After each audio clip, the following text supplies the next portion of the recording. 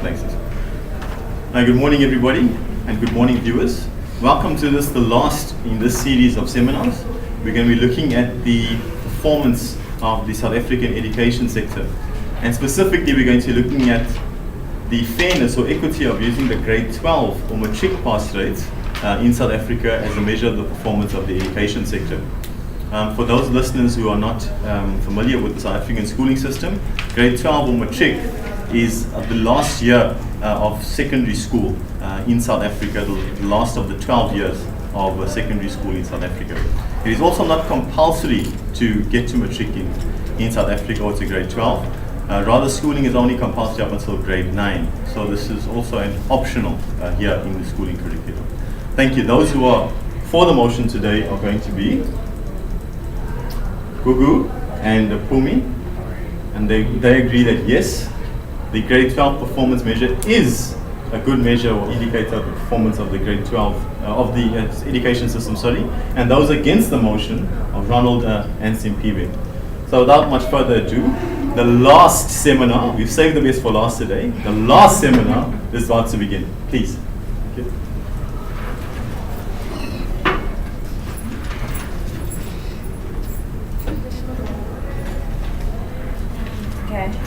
Good morning, everyone.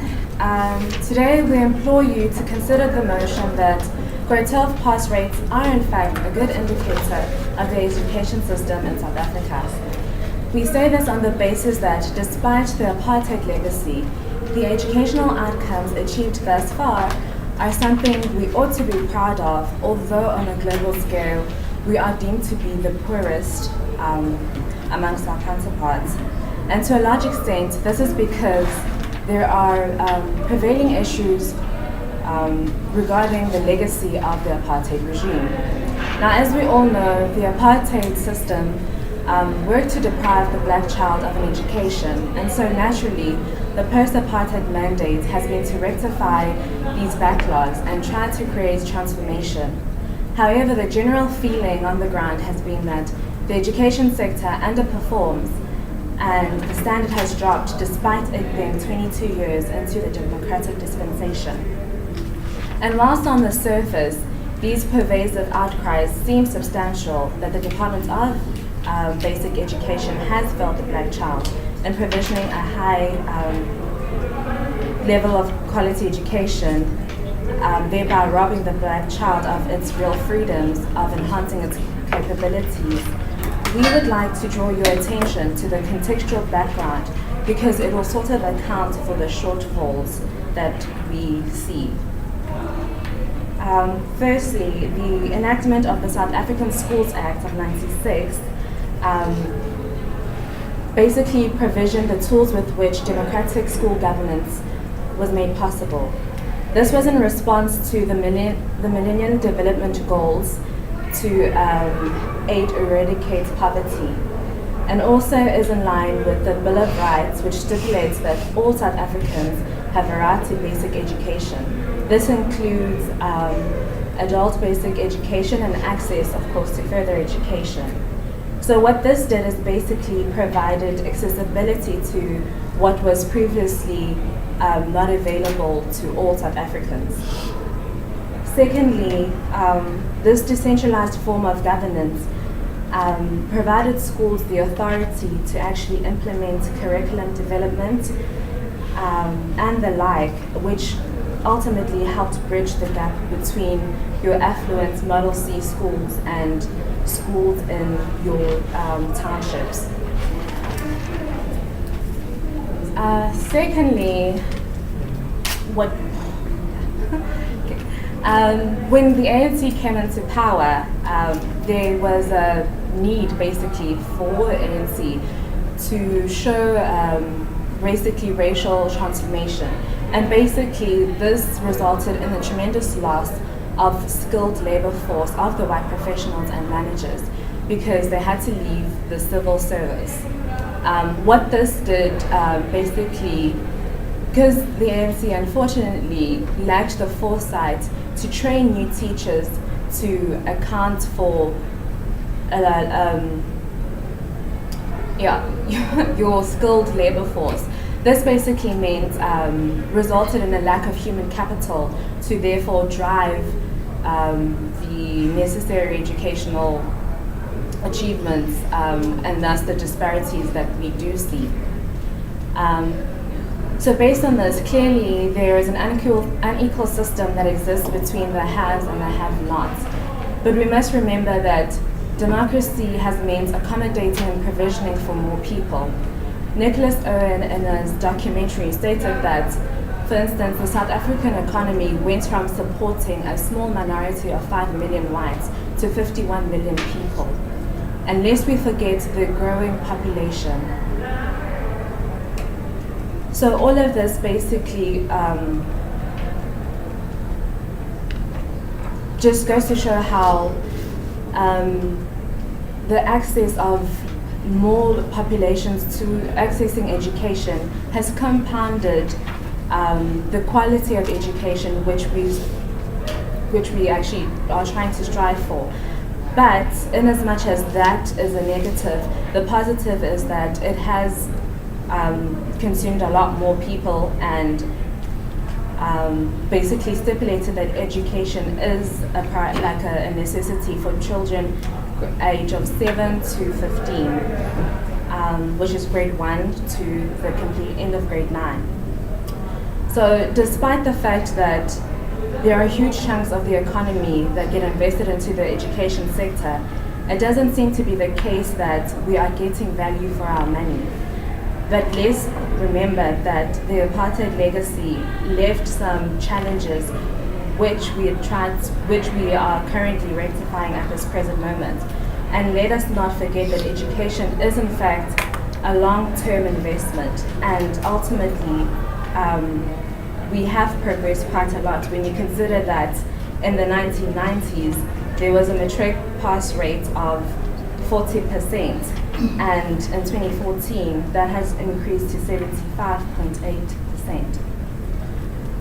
Ultimately, our pass rates and progress need to be benchmarked against our own base, as this definitely does validate the matric class as a valid benchmark, and also that the education sector is a viable institution that has mechanisms that do support its children to actually help them achieve what they need to achieve in life, and that ultimately everything is incremental and needs to be done not to be to the detriment of development of our people.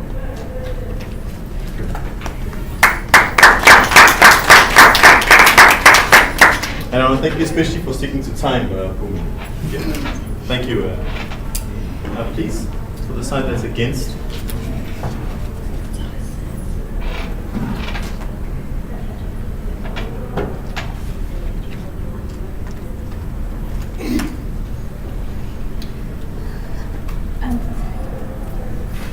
Hurst and Peters define education as the development of desirable qualities in people. Quality is at the heart of education, and what takes place in the classroom and other learning environments is fundamentally important to the future and well-being of every country. A quality education system is one that achieves outcome, which encompasses knowledge, skills, and attitudes that enrich lives of learners and their overall experience in living. Good morning to all. The grade 12 pass rate is not an accurate representation of the performance of the educational sector. This is because it does not adequately represent all those who have entered the education system below grade 12, and it does not reflect the true performance of the system itself. Over the past few decades, there has been a growing global desire for quality education, particularly in developing countries. It is difficult to ignore that education matters. Governments have assumed a substantial role in educating their citizens and providing education for all.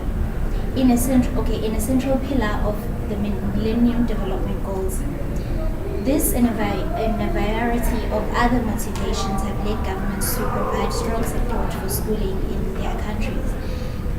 Some of these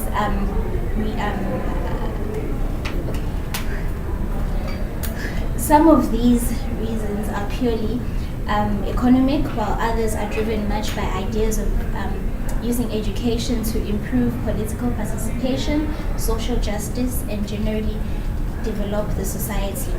In South Africa, the matric pass rate has been used as a benchmark to measure the performance of the education system. Over the past few years, there has been a substantial growth in the matric pass rate. Looking at 2009, it was 60.6%, and in 2014, it was about 75.8%, which is good for those concerned. But is this a true reflection of our education system? Is the quality of the education improving along with the pass rate? First and foremost, taking a closer look at the recent 2015 pass rate, there were a total of 799,306 pupils who registered for the rights to write national senior certificate examinations. The class of 2015 had achieved a pass rate of 70.7%, which represented 455,825 pupils who passed the national senior certificate examinations. But then, of the 455,825 who met the minimum requirements for the national senior certificate, only 166,263, which is approximately 30% of the initial total people who passed or who managed to get a bachelor's degree. Okay, yeah. So the 166 managed to get a bachelor's degree. So this indicates that approximately 30% of those who supposedly passed properly kind of understood what was going on, you know, and therefore the strong performance of the 30%, so that's like the people who got the bachelor degrees and stuff, marks the poor performance of the 70% that was left, like who got the higher certificates and the diplomas and stuff. So secondly, we have a low national pass requirement. Therefore,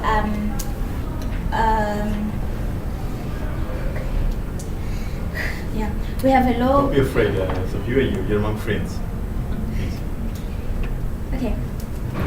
We'll give you 2 minutes of extra time as well. Okay. Go on. Thanks, Nick. Yeah. Okay. We have secondly, we have a low national senior certificate pass requirements.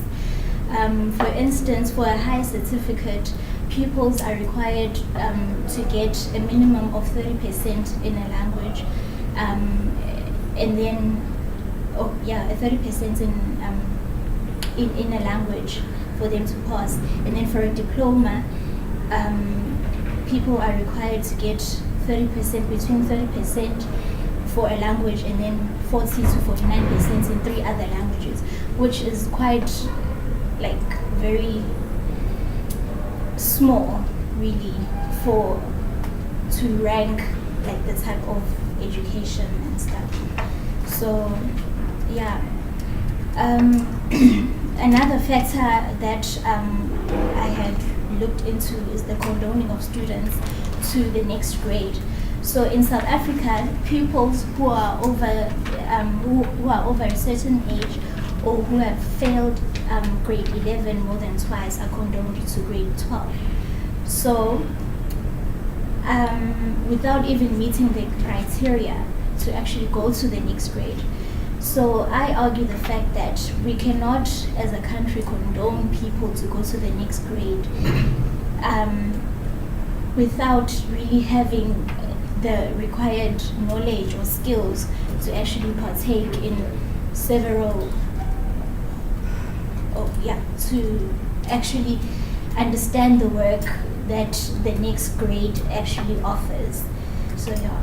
So how do we use then education as a tool to actually increase the innovative capacity of the economy, or facilitates the knowledge needed to implement like new technologies and ideas to create healthy environments, if people are not going to be taught or given the platform to perform adequately within the system?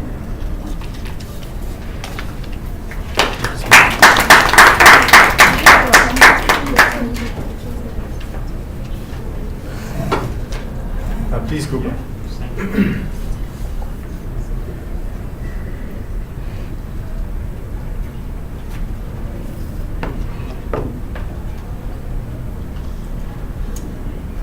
I am in support of the motion that the pass rate, particularly grade 12 pass rate, is an accurate representation of the performance of the education sector in South Africa. My name is Use Gr12, and I will be unpacking the basic education in South Africa. Education is in the eye of the storm due to the misinterpretation and the lack of knowledge. The South African pass rate has been wrongly debated. My colleague has given a fine analogy of our historical background of where we as South Africans come from. With that being said, the South African benchmark system has been found to be low, or rather flawed, especially through the 33% matric pass rate not being accurate enough. As mentioned before, the 33% is known as to what it means. Can I please repeat that? As mentioned before, the 33% is not known as to what it means and or what it stands for, rather misinterpreted. Question is, the 33%, was it any better before? Fellow colleagues, to shed some light, let's begin by understanding the actual figure itself. Clarity. The 33% is an assessment designed by the education sector to fit within the context of the South Africa's benchmark in evaluating education performance since post-2000. For example, the 33% does not represent the knowledge at which a learner has, but rather this level of skills they can articulate. A group of learners can be given a paragraph to read. All learners in clear knowledge of the passage, but once skills test has been put in place, the learners won't operate at the same intellectual capacity. There will be those who will pose the basic skills, such as they will be able to recall, describe, and memorize, and then there will be those who will be of the intermediate level, and those who will pose skills of high levels, which will be conceptualizing and analyzing, interpreting, discussing, and engaging with the actual context. The 33% has always been there. It is as old as the matric system. In fact, this figure is very high. It has always been there, but it dates back to 1976, where 30% was found to be rated at standard grade, which was symbol F, and it was a pass.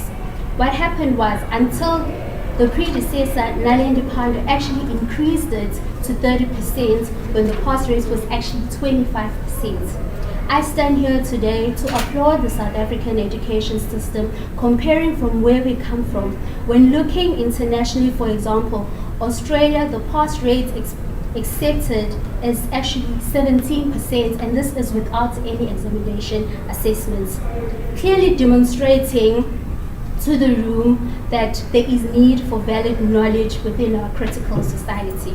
In fact, it is actually harder to pass with the current state benchmark.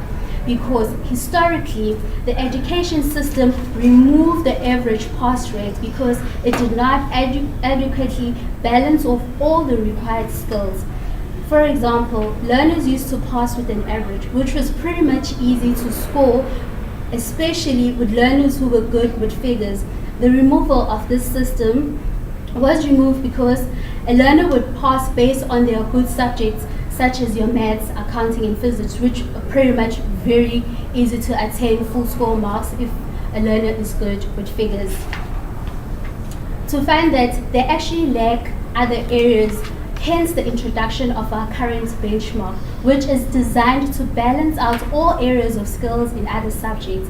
Therefore, our current pass rate requires a minimum to occur at least 40% in 4 subjects and the rest at 30%, which enables one to encompass all skills of the set curriculum.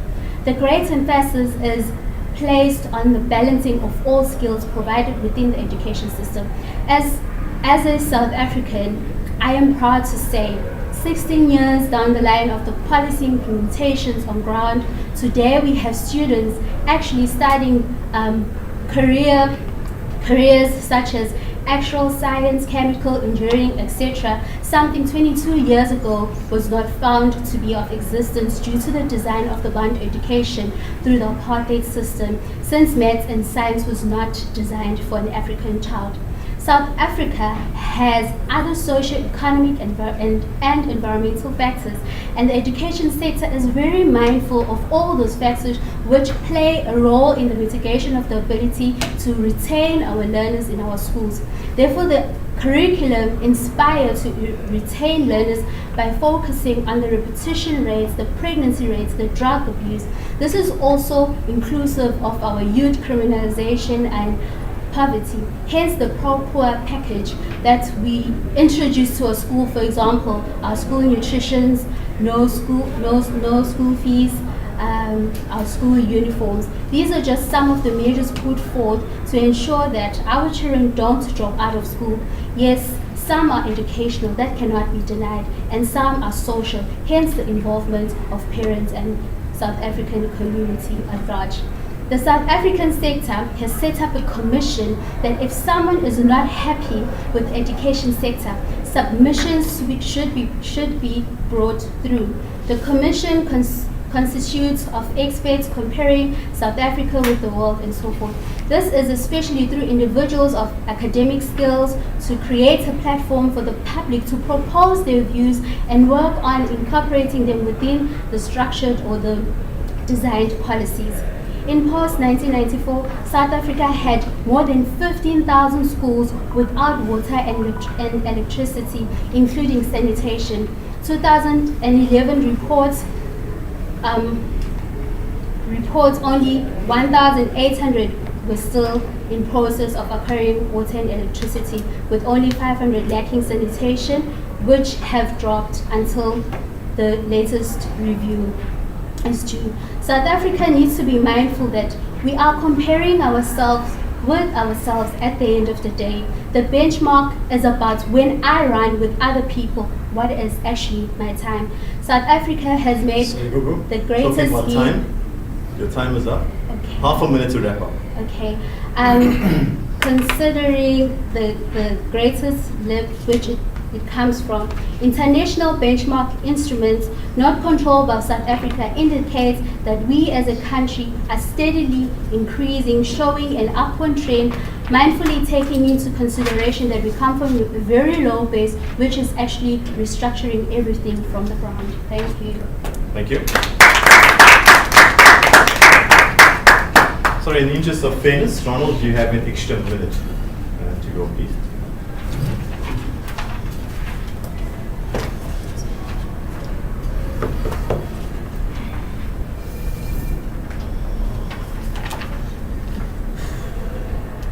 Good morning, everybody.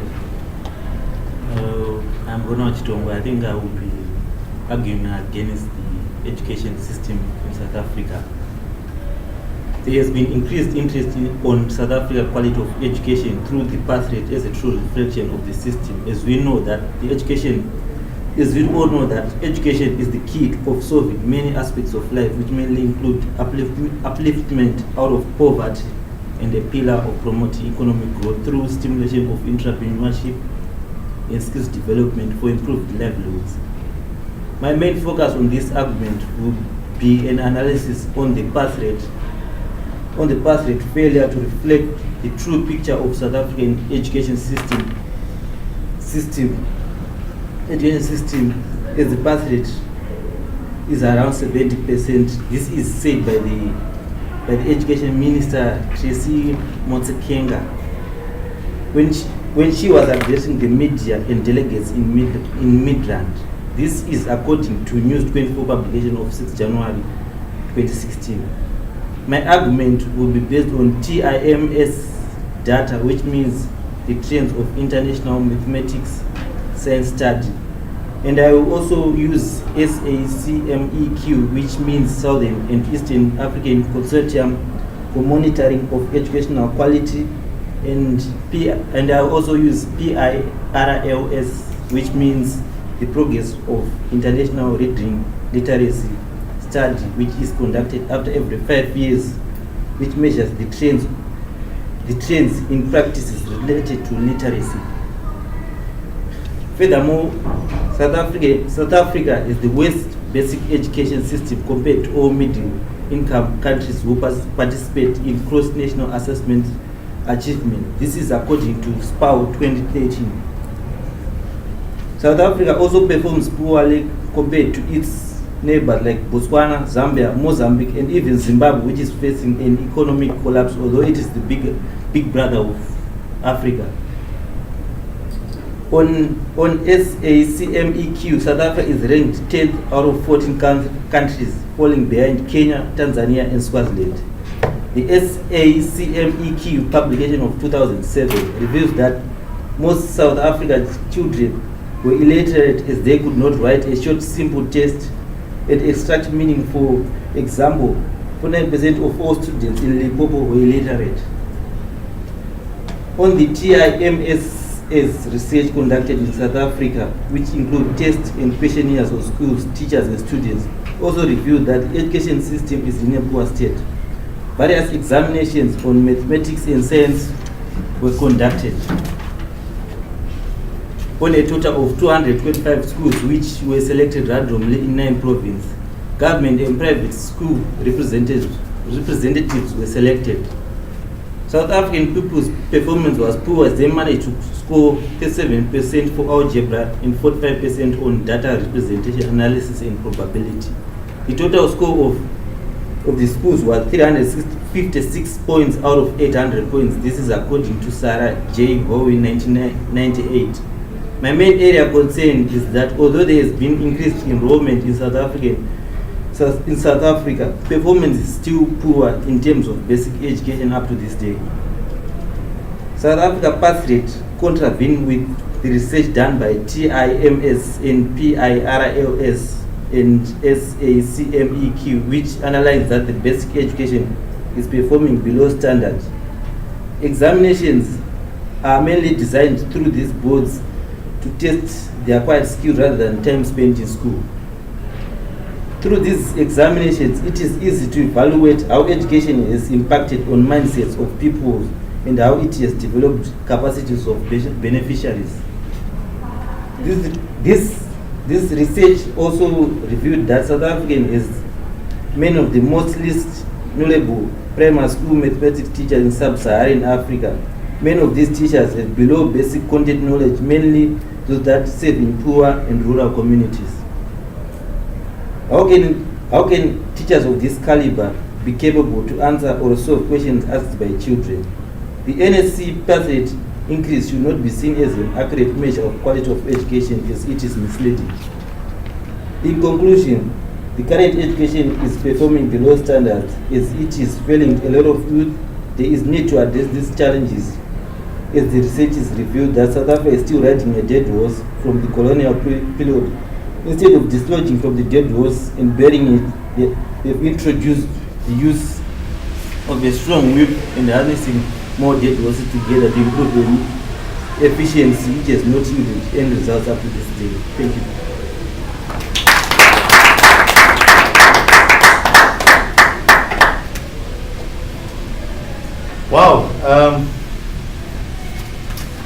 very somber note, I'll ask many of the South African graduates in the room to please, any questions? I'd like to open up the floor to questions. We have about half an hour for questions, please. Anybody want to start? Maybe for our fact checker initially, give a preference on the questions. Please, Masanda. Are there any facts which you would like verified or checked? Most of them were actually correct, so well done, guys. Except I think it was Ronald, please correct me if I'm wrong, he said that it's the worst educational system in the developing country, South Africa.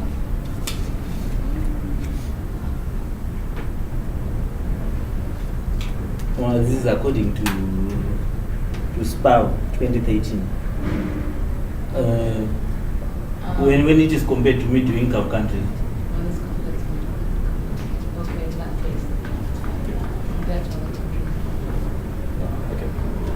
Any other questions? Please, Dante. I don't understand how you defend 33% as an assessment benchmark when, in effect, you look at the quality of even that 33%. A lot of learners or national senior certificate students who pass with that 33%, the quality from a mathematics science is dismal.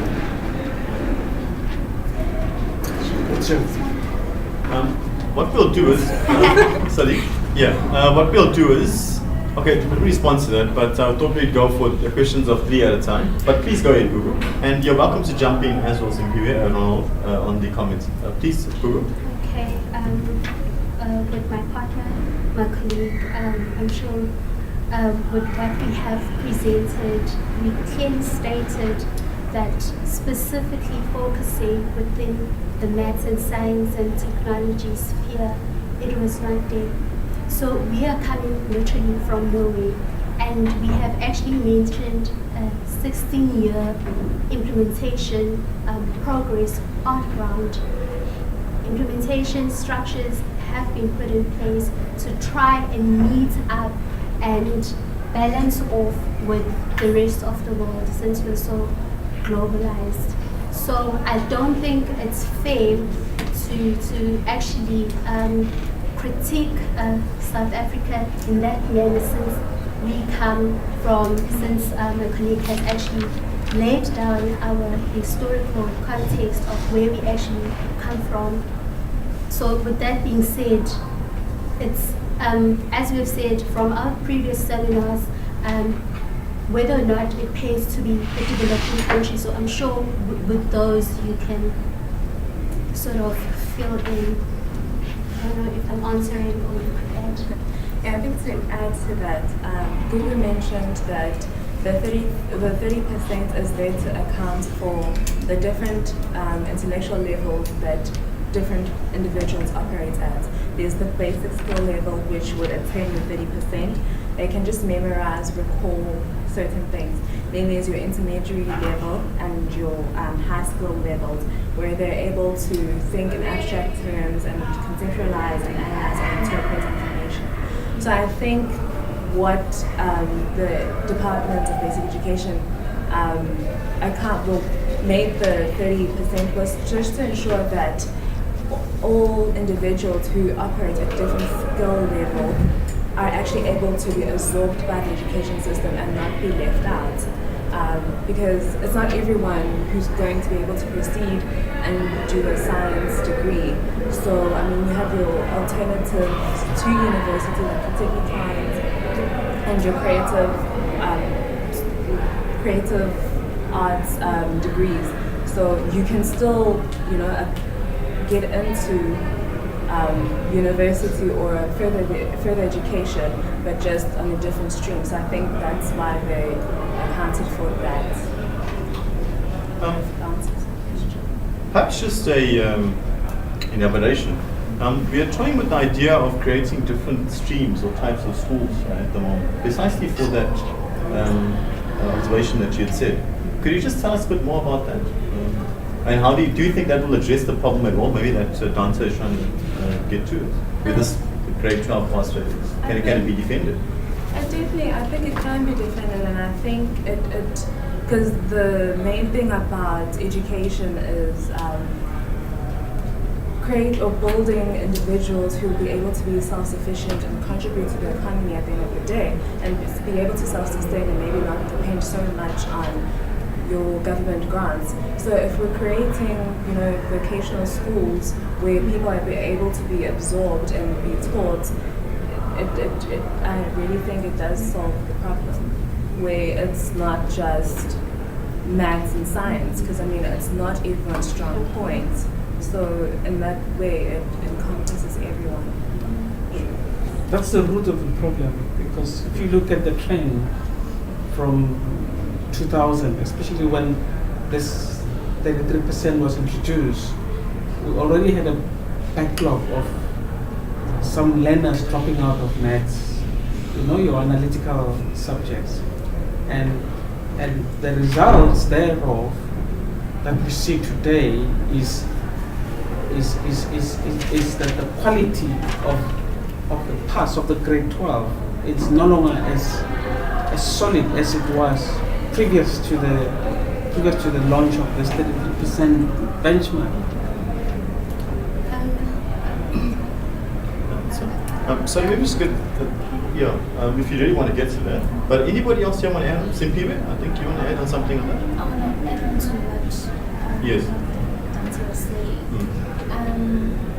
Because sometimes you look at the fact that here we are having a whole lot of students coming into school, and then students decide to choose maths, and then suddenly finally decide that maths it's too difficult. Yes. But then we're faced with a situation, especially now, we're faced with a situation where kids, it's either they actually push or they actually choose easier subjects so that they can actually try and pass those subjects, and that initially increases the pass rate.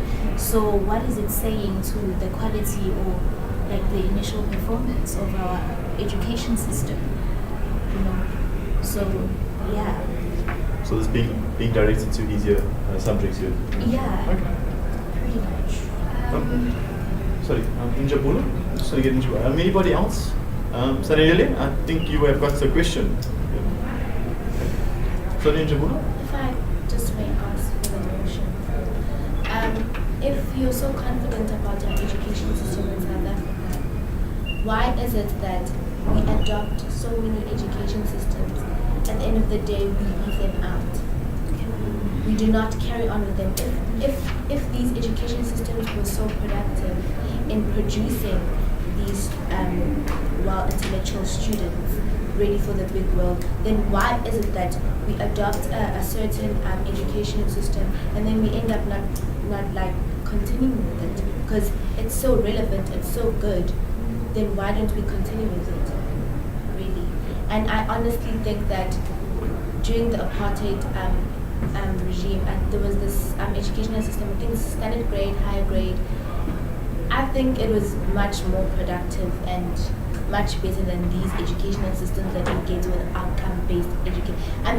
OBE is a failed education system from other countries in the Western countries. So why, as South Africans, why don't we look at these education systems and try and evaluate what happened in those countries that made these education systems fail? For one, we have a new education system now, CAPS. We don't know how it will work out. Aren't we wasting time on trying to find education systems that are going to work for us, whereas we should be focusing on the main critical factor that is education for these young children? Because we keep implementing education systems, they fail. What will happen to all those other students that were in that education system when it has failed?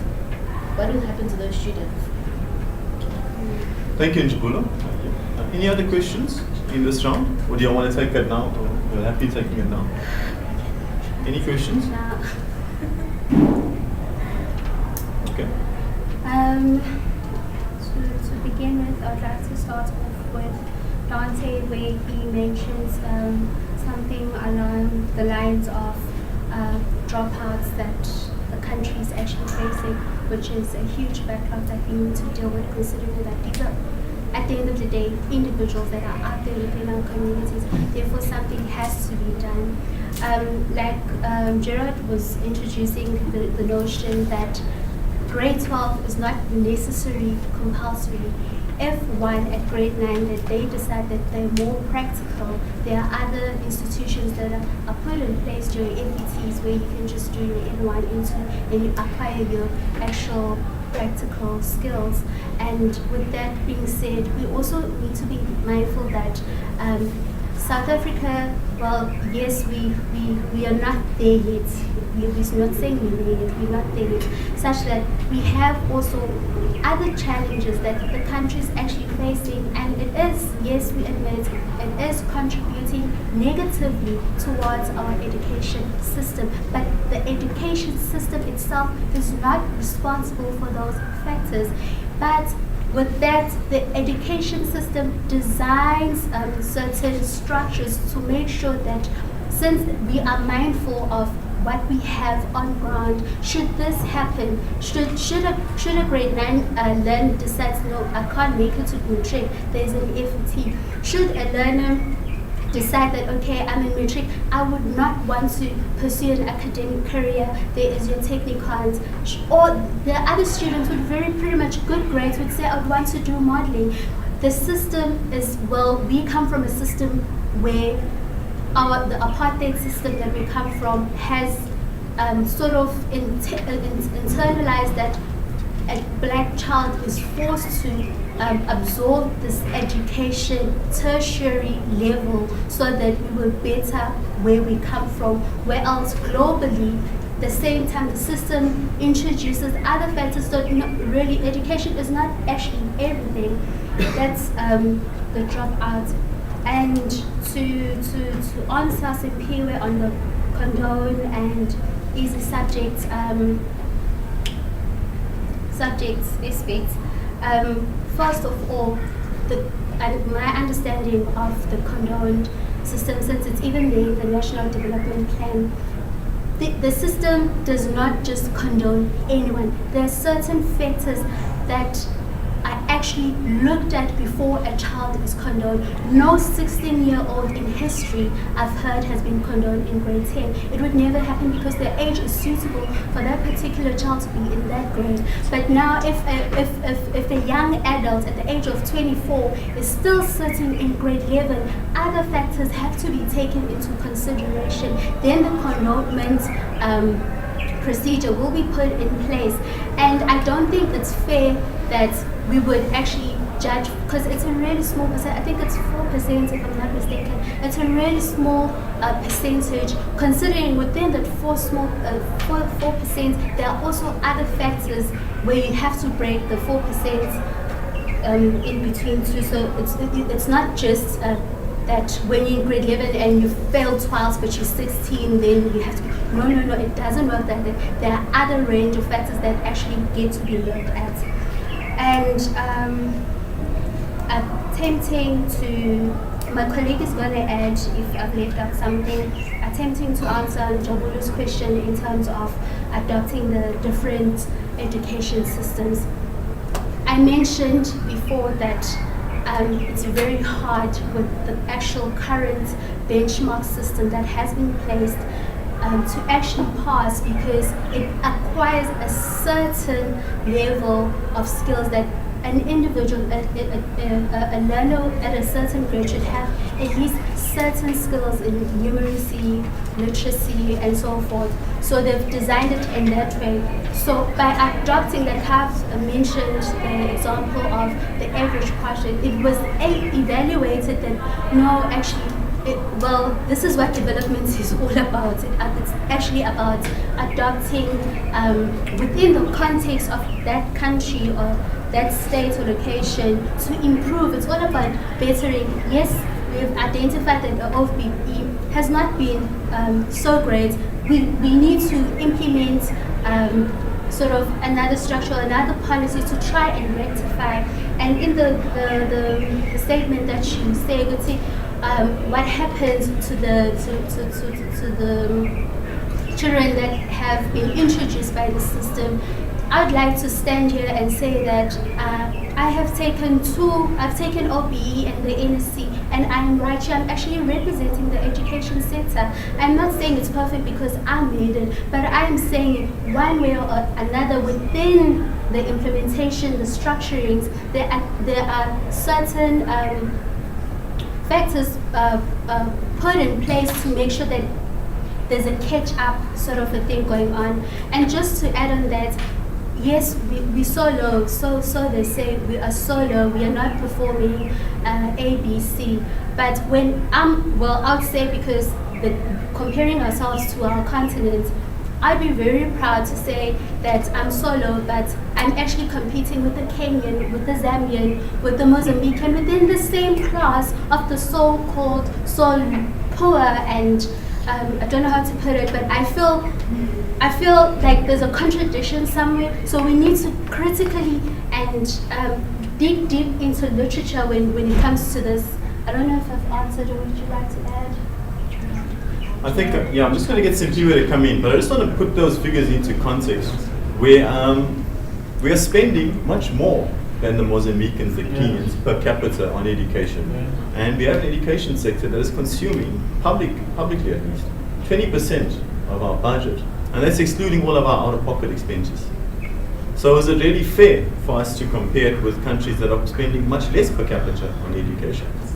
Sorry, Simpiwe. But what are the outcomes? Sorry, I'm just going to get Simpiwe to come in there, please. Points of correction. The condoned people are not 40%, are not 4%. The 4% comes from, because initially they said the pass rate was 70. Pardon? Approximately. Like 70.7%. That was including the condoned people.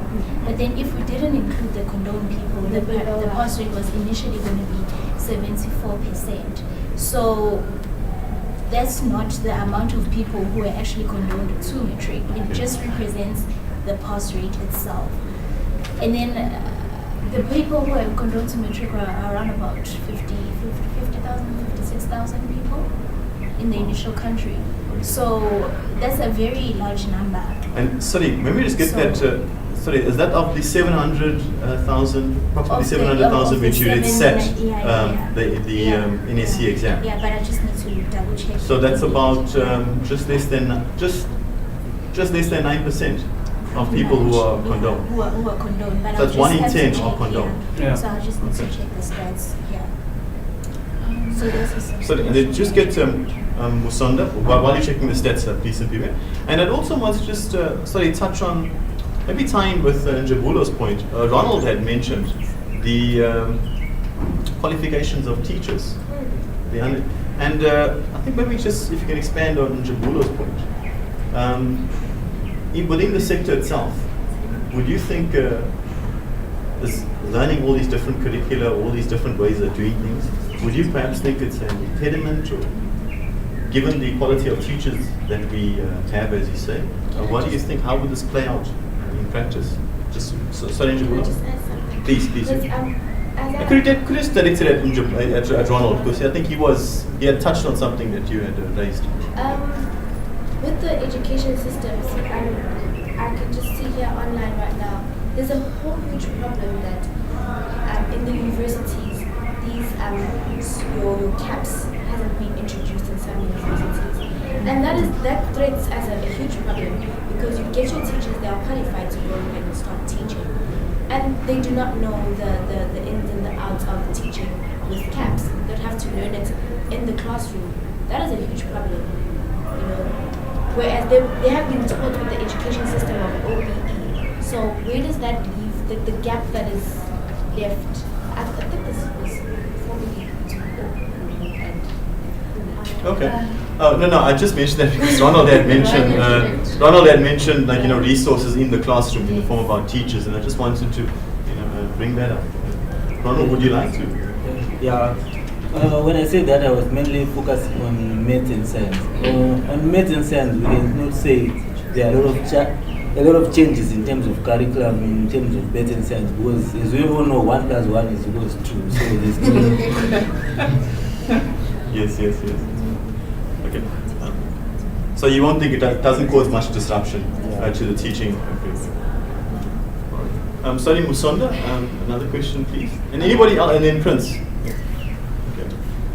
Going back to the statement here that is being debated today, it says that, quote, pass rates, the grade 12 pass rate in particular, are an accurate representation of the performance of the education sector. That is what we are arguing for.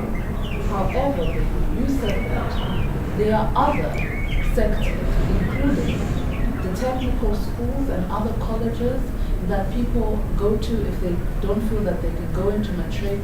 And you said that, both of you actually said that you take into account different social backgrounds and so on. So you mentioned other avenues that these people are taking, that they are pursuing and succeeding in for whatever educational purposes. However, you're arguing for the fact that the matric is an adequate representation. So where then do you place all these other colleges that you yourself mentioned that take away a huge percentage from those that are pursuing the matric, right? Because you said that after grade 9 is not compulsory. So if after grade 9 is not compulsory and pursuing a technical college, I would not be included in the percentage of the matric. Yet I'm still in the education sector. Yes, so how then do you counteract that?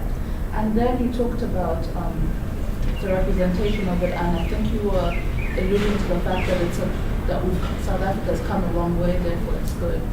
How then do you explain, according to the Department of Education themselves, in 2014, they acknowledge that South Africa is doing even worse than before, and there's a lack of quality of teachers, resources, facilities that is hindering the educational system itself. So they are facing, it's a backtrack.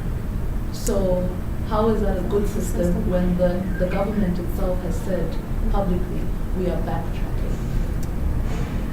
Interesting question right there, Sandra.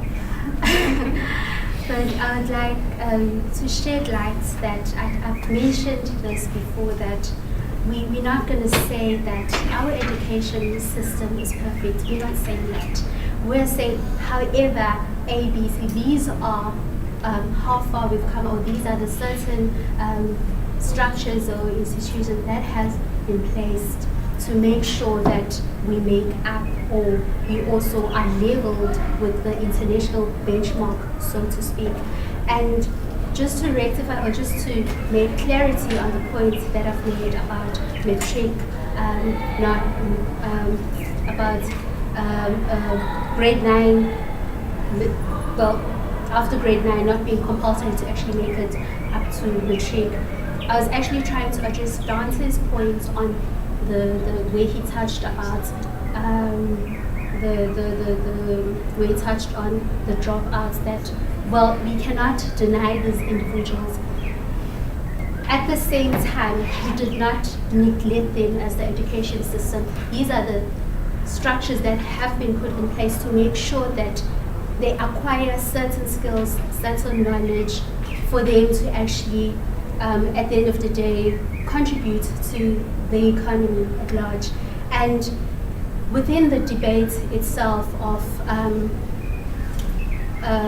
whether the grade 12 pass rate is an accurate representation of the benchmark system, what we're saying here is that yes, it is. It's actually even higher. But I'm talking about people who have actually came in the city, hence catching up on Dante's points and saying those who do not make the sitting, we do not neglect them, but the percentage in terms of calculating, we calculate students who've actually sat on the class for matric 2011, that's how we rate it. But at the same time, being mindful that those who did not make it to matric, we also encompass them within the skills development.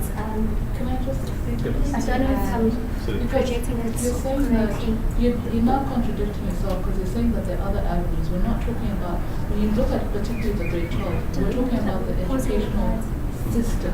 So you are excluding those people from the educational system, but you are saying that the grade 12. We're not, because the structures in place are from the education system themselves. We're not excluding them. If we were excluding them, we wouldn't have an FET for them to catch up, like a second chance. Okay, you guys are not making it, so see to yourself what you're going to do with your life. No, we're not saying that. That's within the education system. Don't know if I'm I think, projecting it right. Just conscious of time, I just want to get Prince's last question, so can we maybe continue this a bit later? Can we just get Prince to come in, and then Simpiwe was mumbling something here. Yeah. Oh, okay. Sorry, Prince, what's your question? I don't know what's my first of all. Yes, yes.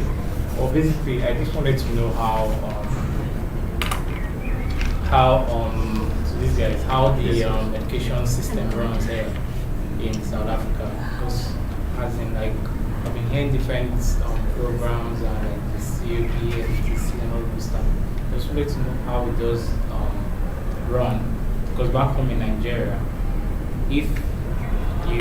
when you get to, there's what we call SS1, that's senior secondary. That's SS1, you leave your junior secondary to senior secondary. It's for a period of 6 years anyways. So when you get to SS1, you tend to choose where you want to go to. Either you want to go to the science, either you want to go to commercial, that's the banking sector and stuff, and either you want to go to art. So I don't know how the system here does work in South Africa, basically. So I just wanted to elaborate. For us, our education system, is supposed to run for 13 years.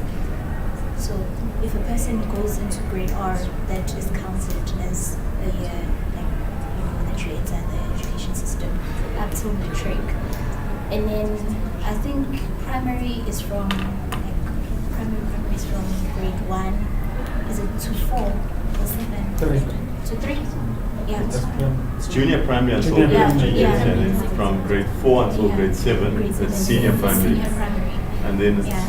And then from grade 8 to 12, and then that's high school. So Okay. that's secondary. yes. So, And the choice of subjects, if I may. The choice of subjects, is made from grade 10. Yeah, it's made in grade 10. So it's either you wanna go where at the science part, or where you have your maths, physics, and life science and stuff. But it's not in all schools, hey? Yeah, not all schools are like that. This is- So, like, I don't know. It's I think also perhaps different, really. while we're talking about that point of clarity, we mentioned the bachelor's. Yeah. Yeah, if you could just also, for our international audience and for those in the class who are not South African, Yeah. just mention just clarify what's a bachelor's pass. Okay, a bachelor's pass, according to the National Certificate Curriculum, is basically a certain pass level or standard that a student can achieve. In fact, it's the highest when you're in matric, right? When you're in grade 12. So it rates 4. So it rates 4 on the system, which means it's an average of between 50% to 59 or over that. So if you say you've gotten your bachelor pass as a student, it's either you have, you need to have 50% or more in 4 subjects, and then 40% for a whole language or more than that, and then 30% on a language of teaching and learning, and then 30% in the remaining subjects, depending on the subjects that you're doing. So, that's what they say. So that's what the curriculum says. Also, that they can actually go to varsity, so they will qualify to go to varsity with the bachelor's pass. But then, if you get a diploma or a high certificate, it doesn't qualify you to go into university. You can go into other institutions like your technicals, so are you saying I can get? And then did we just yeah, like can you please just? Yeah, no, it's correct, but it qualifies you to apply. It means you can apply. The acceptance into a university is not guaranteed. It's the application, you can apply. Yeah, So basically, are you trying to say we could still get other degrees like diploma and stuff after matric? You can what? Get other degrees like diploma and stuff after matric. Like, you can get other degrees. Yeah, as in, like Qualifications. qualifications, like I'm just Yeah. Yeah.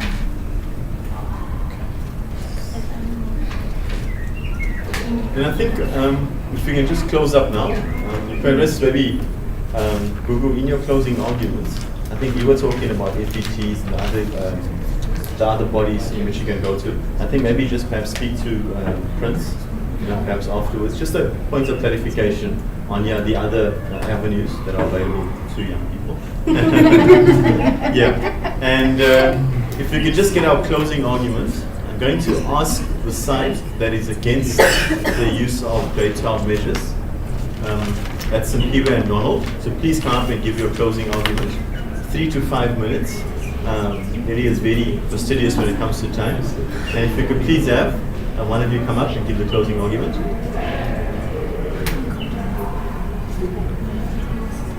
Sorry, while this group discusses who's going to come up, is there anybody who has a burning question which they would like answered? Any comments? Yeah. Any comments or questions? Going once? No, please go ahead and make comments, yeah. Before we close, one of the points which I found within the preparation of the presentation is that while we're busy here actually debating whether the grade 12 pass rate is actually an accurate benchmark to actually represent the education system, it was sort of, so to speak, funny to actually discover through the deans of our higher institution to actually bring forth that they actually rate the grade 11 results more than the grade 12 results. So the grade 12 result is actually a stamp to syllable that, yeah, we're actually taking into our institution. So it's just to give it to the floor that maybe we're even having a wrong discussion this whole. Interesting. That's the question was supposed to be posed differently. And no But one that might actually undermine your said- point. That might undermine your point. Like, so, but Ronald, please, if you come up and have your closing arguments now. Yeah. Just to close for us.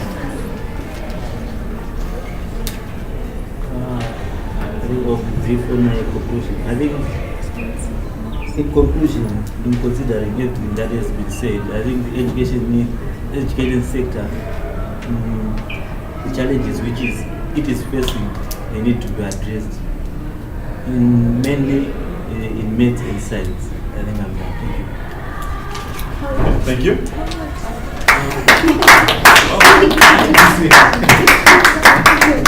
Oh, she's oh, yeah, two open. Okay, wow. You're gonna add 10 Sorry, so minutes. Nelly, yeah, 2 minutes, 2 minutes, Now right? you're gonna add 10 for Ronald's time. Yeah. Basically, just to Wave. okay, Gerard mentioned the point about poverty and inequality. Most of us don't necessarily understand the difference between the two. Poverty in South Africa has meant an inaccessibility to education, whereas inequality just means your differing educational facilities that different schools have, and maybe there's certain achievements among individuals. So South Africa has really come far, and it is actually ought to be commended. I think we'd rather be in a state where we deal with inequality than the poverty of education, which is what South Africa has managed to do with implementation of your FETs and all the various programs that are in place, I think, just to drive the grades. To just close it off on what my colleague has just said, I see a deep need to actually dig deep in literature and understanding of the actual education sector which will actually help reduce the responsible critiques and the use of gross generalizations due to mismanagement of information, because people are so hung up on the 33% when they don't even know what it actually really means. I'm here to build, not to destroy. Our legacy is that of a great story. Therefore, I suggest an appreciation of where we are today, and bearing in mind that Rome was not built in one day. Thank you.